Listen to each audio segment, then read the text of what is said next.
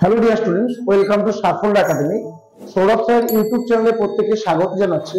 আশা করি তোমরা প্রত্যেকেই ভালো আছো। আজকে আমরা তোমাদের সামনে যেটা নিয়ে চলে এসেছি, সামনে আমাদের ওয়েস্ট বেঙ্গল পুলিশ এবং কলকাতা পুলিশ কনস্টেবলের এক্সাম আসতে চলেছে। আমরা সেই পরীক্ষার বিগত বছরে যে সমস্ত ইংরেজির উপরে কোশ্চেন গুলো এসছে সেগুলো নিয়ে আমরা আজকে ডিসকাশন করতে চলেছি। তাই ডিয়ার স্টুডেন্টস, প্রত্যেকেই তোমরা ভিডিওটা ফার্স্ট টু লাস্ট দেখতে থাকো এবং আমাদের সঙ্গে থাকো। ডাইরেক্ট ফার্স্ট কোশ্চেন আমাদের সামনে কি আসছে? কোশ্চেন নাম্বার 1 আমাদের সামনে চলে এসেছে স্ক্রিনে, আমরা দেখতে পাচ্ছি। লেখা আছে কোশ্চেনটা কি, fill in the blanks with the right option from below. নিচে চারটে অপশন আছে, এটা ফিল ইন দ্য ব্ল্যাঙ্কস এর কোশ্চেন আছে। এখানে কোনটা সঠিক অ্যান্সার হবে আমাদের অপশন থেকে চুজ করতে হবে। দেখা যাক ফার্স্ট অ্যান্সার কি হবে।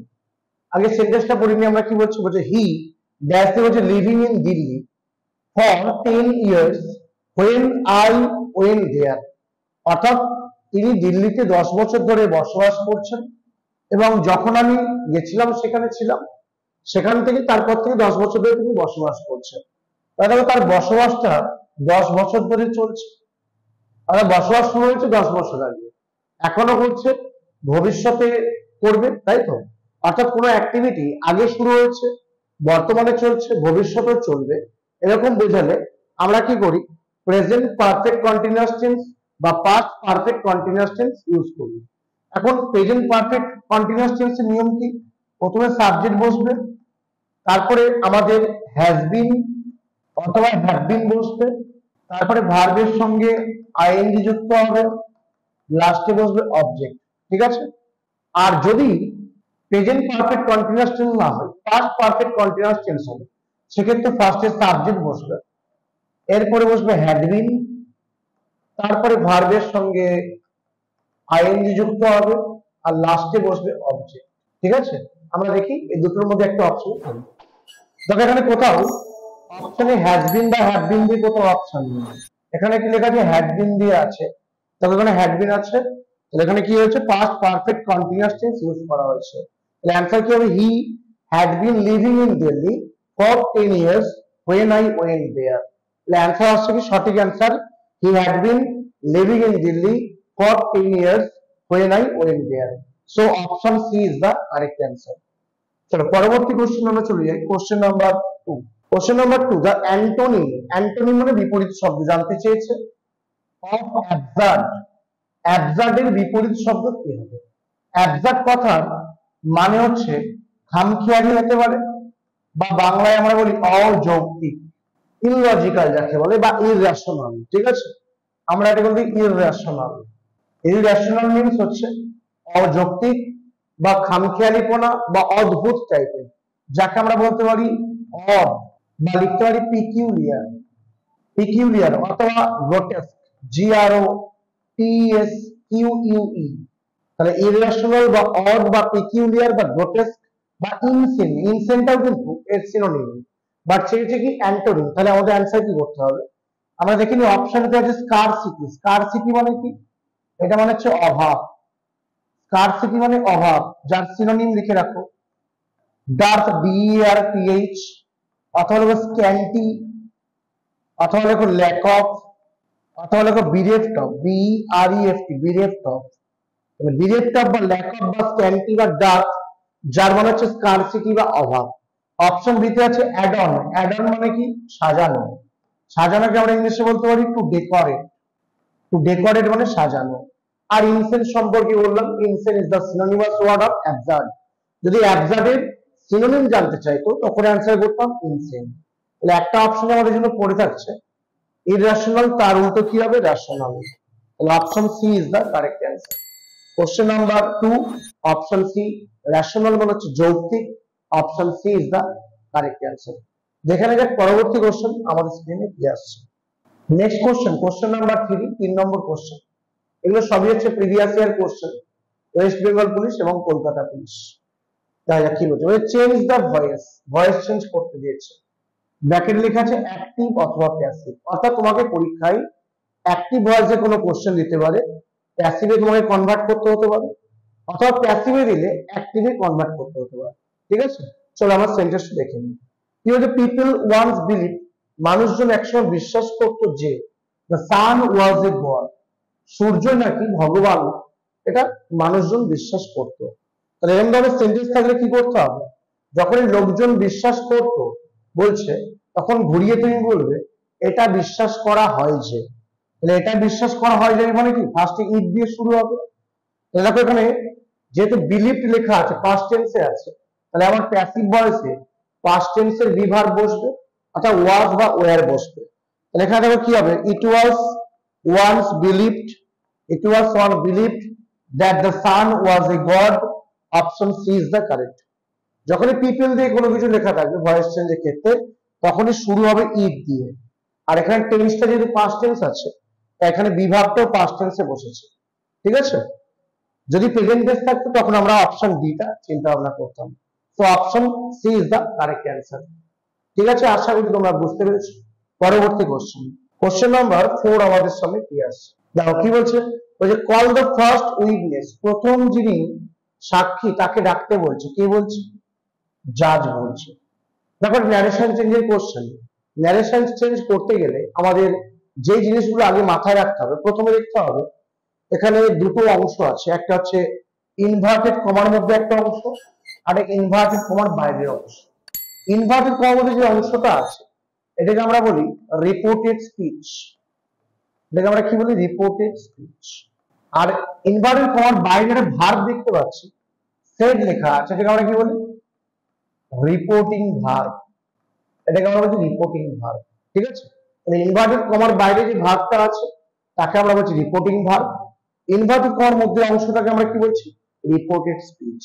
এখন আমাদের ইংলিশ গ্রামার কি বলছে, ন্যারেশন চেঞ্জের ক্ষেত্রে রিপোর্টিং ভার্ব, এখানে দেখো সেড লেখা আছে মানে পাস্ট টেন্সে আছে। এই রিপোর্টিং ভার্বটা যেই টেন্সে থাকবে, রিপোর্টেড স্পিচটাকে সেই টেন্সে তোমাকে নিয়ে আসতে হবে। ঠিক আছে, চলো দেখা যাক আমাদের তাহলে এখানে অ্যান্সার কি আসছে। তাহলে এখানে কি হচ্ছে, দেখো জাজ কমেন্ডেড to call the first witness, the জাজ কমান্ডেড, সব জায়গায় কমান্ডেড লেখা আছে। ঠিক আছে, এবারে কাকে কি কমান্ড করছে, কি নির্দেশ দিচ্ছে, যে প্রথম উইটনেস কে ডাকার জন্য। তাহলে অ্যান্সার কি হবে, to call the first witness, option A is the এখানে বেস্ট অপশন। কোশ্চেন নাম্বার 5 দেখো কি বলছে, আমাদের সামনে চলে এসেছে একটা এরর কারেকশনের কোশ্চেন। কি বলছে কোশ্চেন নাম্বার 5, বলছে excessive sugar intake can lead to addiction, obesity and to diabetes, অর্থাৎ অতিরিক্ত সুগার যেটা আমাদের কি করতে পারে, অ্যাডিকশন, ওবেসিটি অ্যান্ড ডায়াবেটিস তৈরি করতে পারে। তাহলে এখানে দেখো লিড টু অলরেডি লেখা আছে, লিডের পরে টু বসছে, অ্যাডিকশন লেখা আছে, আচ্ছা অ্যাডিকশনের পরে ওবেসিটি লেখা আছে, কি কি হতে পারে, অ্যান্ড ডায়াবেটিস করে দিলেই এখানে ঠিকঠাক হতো। এই অ্যান্ড এর পরে যে টুটা তোমরা দেখতে পাচ্ছ, এই টুটা কিন্তু মাঝে বসবে না। ঠিক আছে, এক্সেসিভ সুগার কি করছে, আমাদের কোন দিকে নিয়ে যাচ্ছে, অ্যাডিকশন, ওবেসিটি এন্ড ডায়াবেটিস এর দিকে। এখানে অ্যান্ড এর পরে যে টুটা লেখা আছে, এর ব্যবহারটা এখানে আননেসেসারি করা আছে। ঠিক আছে, এটা আমাদের দরকার। তাহলে অ্যান্সার কি আসছে, অপশন সি পার্টে ভুল আছে। চলো পরবর্তী কোশ্চেন চলে আসছে, কোশ্চেন নাম্বার 6, 6 নম্বর কোশ্চেন আমাদের স্ক্রিনে কি আসছে। Question number 6 very common question, fill in the blanks এর কোশ্চেন। বলছে it has been dash cats and dogs, মানে cats and dogs is a idiom, এটা হচ্ছে idiom যার বাংলা লিখে রাখতে পারো মুষলধারে, যাকে আমরা বলি incessant কথা মানে হচ্ছে মুষলধারে। ঠিক আছে, না idiom, তাহলে নিশ্চয়ই তোমরা দেখতে পাচ্ছ এখানে কোন ওয়ার্ডটা বসালে যার সঙ্গে মুষলধারে এই কথাটা ম্যাচ করবে। অপশন এতে আছে চেজিং মানে হচ্ছে রানস আফটার, যার মানে ধাওয়া করা বা পিছু নেওয়া, runs after phrasal verb. Option বিতে আছে প্লেইং, খেলাধুলা করা, নিশ্চয় ধাওয়া করার খেলাধুলা এগুলো মুষলধারের সঙ্গে ম্যাচ হচ্ছে না। দেখো অপশন সি তে লেখা আছে রেনিং, তো option C is the correct answer, raining. তাহলে কি হবে, it has been raining cats and dogs, এটা এবারে ঠিকঠাক মিনিং আসছে, অর্থাৎ বৃষ্টি হচ্ছে কিরকম ভাবে, মুষলধারে। তাহলে মুষলধারকে আমরা ইংলিশে বলি ইনসেসেন্ট, যার মানে হচ্ছে অবিরাম। ঠিক আছে, অপশন ডি তে সোয়িং লেখা আছে, সোয়িং মানে হচ্ছে কোনো কিছু প্রদর্শন করা বা দেখানো। চলো কোশ্চেন নাম্বার 7 আমরা চলে আসছি। কোশ্চেন নাম্বার 7 আমাদের স্ক্রিনে কি আসছে, বলছে which one of the following words is an adverb। আমরা আগের ক্লাসেই অ্যাডভার্ব নিয়ে আলোচনা করেছি, যে অ্যাডভার্ব কাকে বলে। অ্যাডভার্ব হচ্ছে একটা গুরুত্বপূর্ণ পার্টস অফ স্পিচ, যেটা আমাদের ভার্ব বা অ্যাডজেক্টিভ আর অথবা অ্যানাদার অ্যাডভার্ব, মানে অন্য কোনো অ্যাডভার্বকে কি করতে পারে, মডিফাই করতে পারে। ঠিক আছে, তাহলে অ্যাডভার্ব কাকে বলে? অ্যাডভার্ব হচ্ছে এমন একটা পার্টস অফ স্পিচ যেটা আমাদের ভার্ব, অ্যাডজেক্টিভ বা অন্য কোনো অ্যাডভার্বকে কি করতে পারে, মডিফাই করতে পারে। ঠিক আছে, তাহলে আমরা দেখে নিই এখানে কোনটা, কোন ওয়ার্ডটা এখানে অ্যাডভার্ব। কুইকার এটা কম্পারেটিভ ডিগ্রি, কুইকেস্ট সুপারলেটিভ।